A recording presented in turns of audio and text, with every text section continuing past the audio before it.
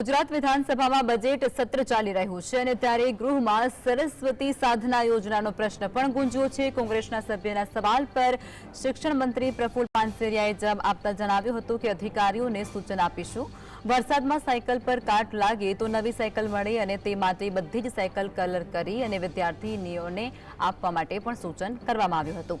મોટી સંખ્યામાં સાયકલ ગોડાઉનમાં ન રાખી શકાય, તેથી તેને બહાર રાખવી પડે છે અને સાયકલોની ભંગાર જેવી હાલત થઈ જતાની સાથે જ કોંગ્રેસે આક્ષેપો એવા કર્યા હતા કે સત્રના જૂનમાં શરૂ થાય છે પણ વર્ષ 2023 અને 24ને દીકરીઓને પણ આ સાયકલ નથી મળી। વર્ષ 2024 અને 25માં પણ સાયકલનું વિતરણ ન કરવામાં આવ્યું।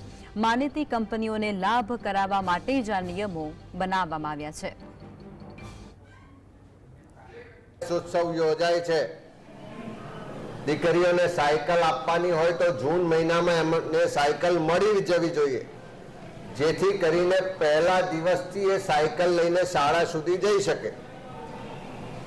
પણ આ સરકાર એ દીકરીઓની ચિંતા નથી કરતી, એમની માનીતી એજન્સીઓ કેવી રીતે કોન્ટ્રાક્ટ મેળવે એની ચિંતા કરે છે અને ચિંતા કરવામાં આખી સાયકલ ખરીદીની પ્રક્રિયામાં ખૂબ મોટો વિલંબ થયો।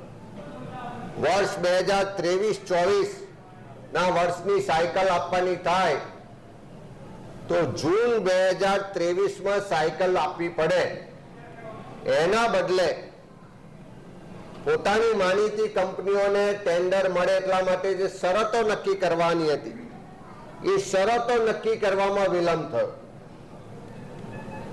સામાજિક ન્યાય અધિકારીતા વિભાગ અને આદિજાતિ વિભાગ તરફથી આ સાયકલો ખરીદવા માટે ગ્રીમકોને ઇન્ડિયન મોકલવામાં આવે।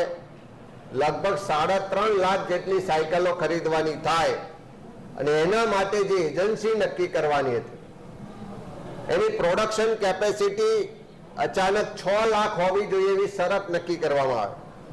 અનેક લોકો દ્વારા વાંધો લેવામાં આવ્યો કે આ 6 લાખની કેપેસિટી કરવાથી કોમ્પિટિશન ઘટશે, સરકારને ઓછા ભાવે સારી સાયકલ નહીં મળી શકે, પણ એમને તો માનીતી કંપનીઓને લાભ આપવો હતો એટલે બધાનો વાંધો વિરોધ ગ્રાહ્ય રાખ્યા સિવાય ટેન્ડર કરવામાં આવે છે। ટેન્ડર